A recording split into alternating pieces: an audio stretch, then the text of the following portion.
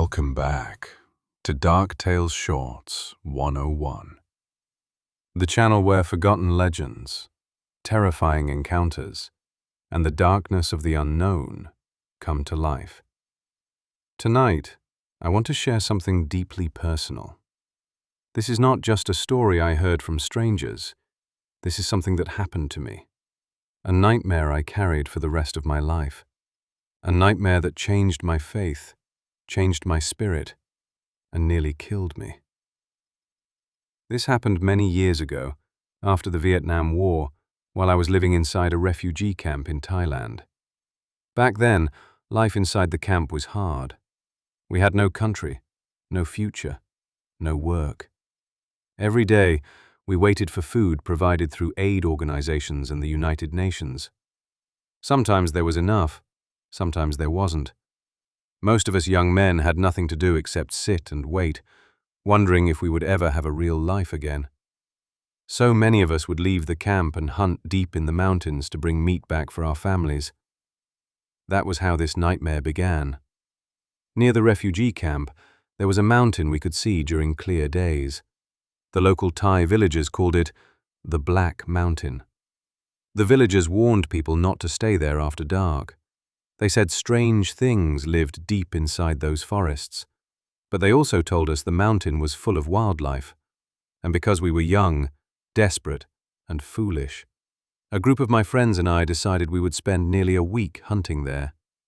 We borrowed old rifles and supplies from local villagers and started our journey toward the mountain. At first, everything felt normal. Dense jungle, towering trees, mist drifting through the mountains, birds calling through the valleys. But deep inside, I already felt uneasy.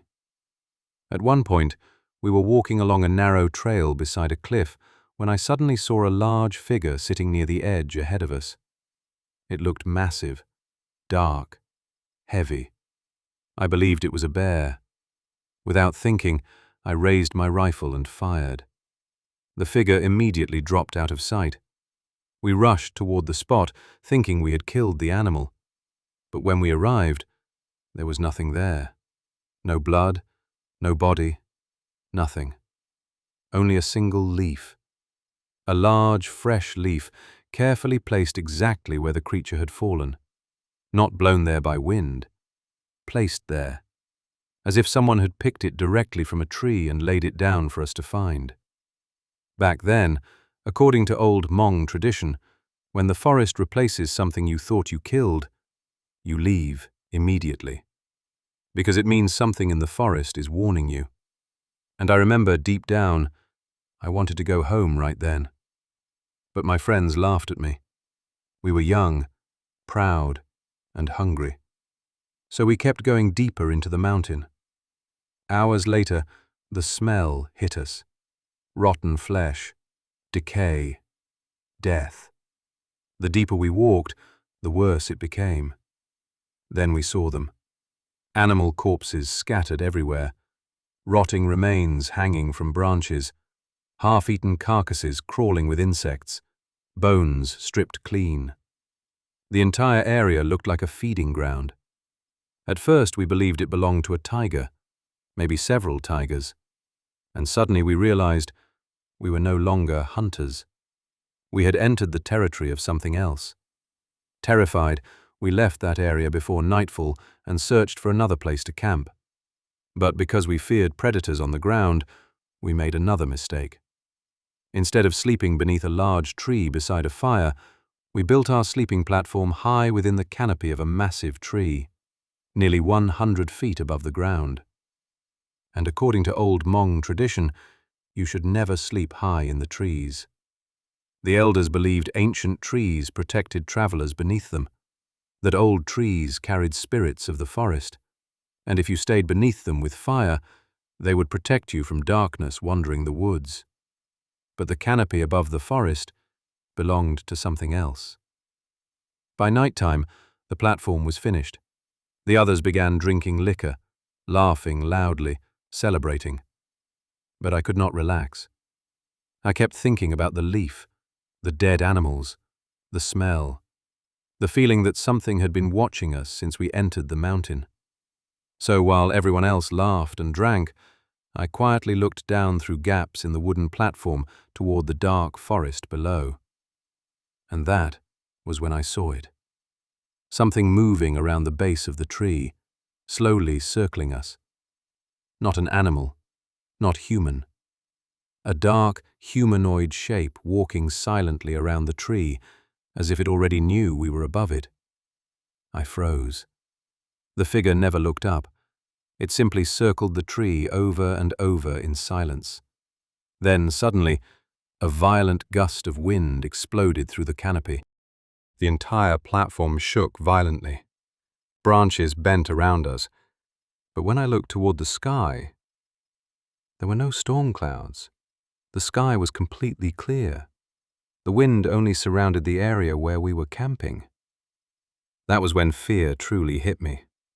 I immediately told everyone we needed to leave. Now. Not in the morning.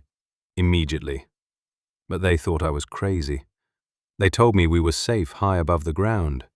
So I started counting everyone on the platform, one by one.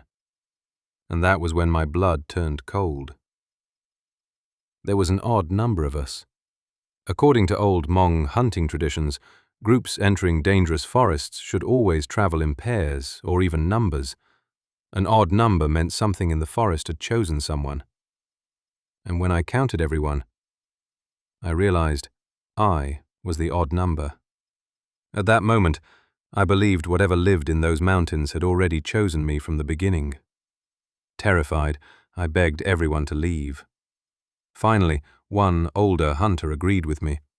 He admitted quietly that he also felt something was wrong. So we climbed down from the canopy and started walking back through the forest using only weak flashlights. But the deeper we walked, the stranger everything became. Every direction looked the same. The wind constantly pushed against us as if trying to stop us from leaving. More than once, we realized we had somehow walked in circles and returned to the same place again. The forest itself felt alive, like it was trapping us inside. Then the older hunter stopped walking. He prayed quietly to the ancestors, promising sacrifices if we were allowed to leave safely. And after that prayer, the forest path suddenly opened again. We finally found our way toward the edge of the mountain, but before we could leave, we reached a small stream crossing the trail. And, standing directly in front of us, was something waiting. It was the largest creature I had ever seen, at least 8 or 9 feet tall, covered in dark hair, standing upright like a man. Its glowing orange eyes reflected in the darkness. It blocked the entire path without moving, without speaking, without fear. Every one of us raised our rifles toward it, but none of us wanted to fire. The older hunter stepped forward slowly and spoke to the creature. "If you are here for good, then leave the way. But if you are here for evil, then we will fight. And if we must die tonight, then we will all die here together." The creature stared at us silently. Then, slowly, it stepped off the path and disappeared into the darkness beside the stream. No sound, no movement, just gone. We crossed the stream immediately and ran back toward the refugee camp without ever looking behind us. But after I returned home, I became violently sick. Days later, I fell into a deep coma. The elders believed something from the Black Mountain had attached itself to my spirit. Animals were sacrificed. Shamans performed rituals for days. Eventually, I woke up, but I was never the same again. The shamans warned me that I could no longer eat the meat from the sacrificed animals, so for the rest of my life, I mostly ate fish and vegetables. And even after moving to the United States, after becoming Christian, after growing old, I never forgot what I saw on that mountain. To this day, I still believe God protected me from whatever followed us in those forests. Whether people believe this story or not, whether tradition is real or not, I know what I saw, and I know the fear I carried afterward was real. Thank you for listening to tonight's terrifying encounter here on Dark Tales Shorts 101. If you enjoyed tonight's cinematic horror story, don't forget to like, subscribe, and turn on notifications so you never miss another journey into the unknown. And remember, some mountains should never be climbed, some forests should never be entered, and some things in this world are better left undisturbed.